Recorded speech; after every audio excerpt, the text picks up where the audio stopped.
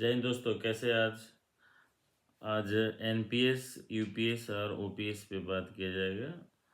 अब देखते हैं कि सरकार अभी यूपीएस के लिए हम लोग को जो यूनिफाइड पेंशन सिस्टम है उसको बढ़ा दिया है। 30 सितंबर तक इसमें डेट बढ़ा दिया है। तो ये कब से लागू है? 1 अप्रैल 2025 से लागू हुआ था भारत में कि जो केंद्रीय कर्मचारी लगभग 24 लाख हैं उसके लिए।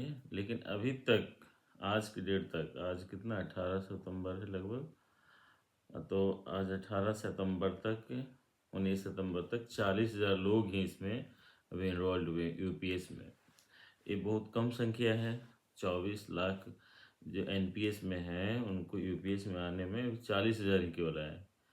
ये राज्य की सरकारों पर भी छोड़ दिया गया है कि आप अपने अनुसार विकल्प प्रदान किया गया, आप कर सकते हैं या नहीं कर सकते हैं। तो 30 सितंबर तक अभी टाइम दिया है सरकार यूपीएस में आने के लिए। हाँ, यूपीएस से क्या था, एक वैकल्पिक है जो सरकार की व्यवस्था है जो एनपीएस में यूपीएस में आ सकते हैं। इसमें न्यूनतम 25 वर्ष सेवा पूरा होने पे बेसिक प्लस डीए का 50% मिलेगा पैसा। और पहले आप जानते होंगे कि 10 साल अगर कंप्लीट हो जाता है तो न्यूनतम 10,000 रुपया पैसा मिलेगा, पेंशन। और इस पे जो डीए होता है वो मिलेगा आपका। पेंशनर की अगर मृत्यु हो जाता है तो जितना पेंशन मिल रहा था उसका 60% उसके फैमिली या जीवन साथी को मिलता है। और इसके साथ जो डीए है वो मिलेगा। सेवानिवृत्ति पे इसमें ग्रेच्युटी का भी ये सिस्टम है। ग्रेच्युटी कैसे मिलेगा? ग्रेच्युटी प्लस एकमुश्त भुगतान जो होगा वो हर 6 माह की सेवा पर अंतिम बेसिक का 1/10 वहाँ जो पैसा होगा वो मिलेगा। मतलब कोई 30 साल नौकरी किया तो 6 माही कितना हुआ, 60 साल। तो वो उसके अनुसार देख लेगा कि एक महीना के कितना पेमेंट था तो उसके गुने 60 कर देगा। तो ऐसे करके निकलेगा। अंशदान इसमें क्या था? यूपीएस में अंशदान है कि कर्मचारी का 10% कटेगा ही। केंद्र सरकार 10% देगी। अतिरिक्त एक पेंशन पूल, यूपीएस पूल सरकार बनाएगी, उसमें 8.5% योगदान करेगी। यानी कि गवर्नमेंट जो है लगभग 18.5% का योगदान करने वाली है। और आगे क्या होगा इसमें तो देखना जरा, ओपीएस में हम लोग सबसे ज़्यादा फायदा था। ओपीएस में सिस्टम देखते हैं जो 1 जनवरी 2004 से पहले लागू था। हाँ, कर्मचारियों का मांग क्या है कि ओपीएस में फ़ायदा क्या था कि इसमें कर्मचारी का अंशदान 0 था। मतलब कर्मचारी को पैसा जमा नहीं करना था। गारंटी था कि अंतिम महीना जो रिटायरमेंट का है उसके मूल वेतन प्लस डीए का 50% हमारा पेंशन बनता था। तो ये बहुत अच्छा था, लेकिन सरकार को इस पर बहुत बोझ पड़ रहा था। तो उसके बाद एनपीएस, नेशनल पेंशन सिस्टम, आप देख लिए, लाया 1 जनवरी 2004 के बाद। इसमें कर्मचारी का योगदान 10%, सरकार का योगदान कितना, 14%।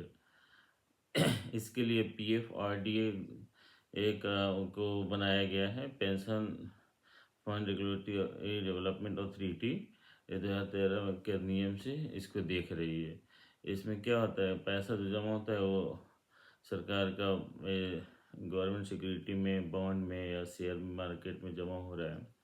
वो मार्केट के ऊपर निर्भर है, मार्केट कैसा बिहेव करेगा उस अनुसार हम लोग को पैसा मिलेगा।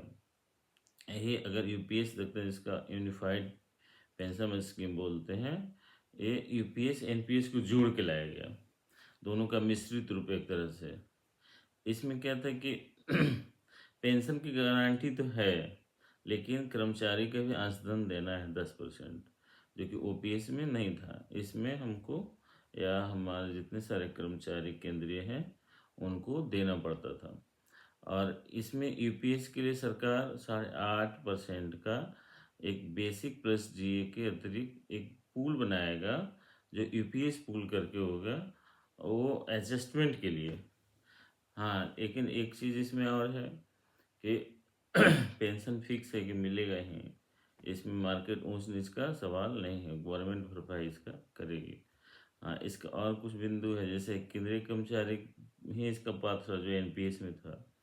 हाँ, एक बार यूपीएस चुनने पर वापस एनपीएस में एक बार लौटा जा सकता है। उस एक बार लौट जाएंगे।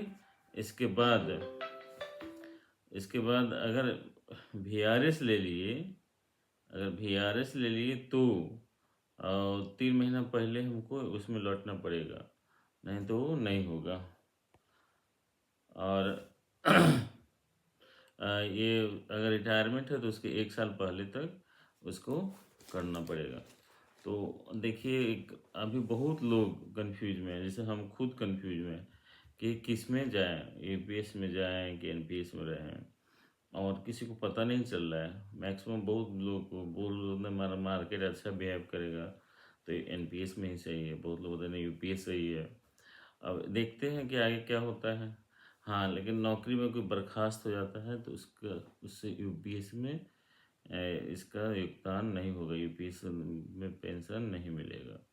और यूपीएस में लमसम भुगतान की सुविधा है, जो लमसम मिलता था रिटायरमेंट में वो अभी भी होगा। तो कर्मचारियों में तो अभी ओपीएस की मांग है और इसका हमेशा विरोध भी हो रहा है। आप देखिए, पटना में एक दिन इस ओपीएस के लिए प्रोग्राम था। तो ये चलेगा, अभी देखते हैं आगे सरकार क्या करती है। और जितने सारे कर्मचारी हैं उनके लिए तो ओपीएस ही सही है। और देखिए, भविष्य में जो होना होगा होगा ही। जय हिंद।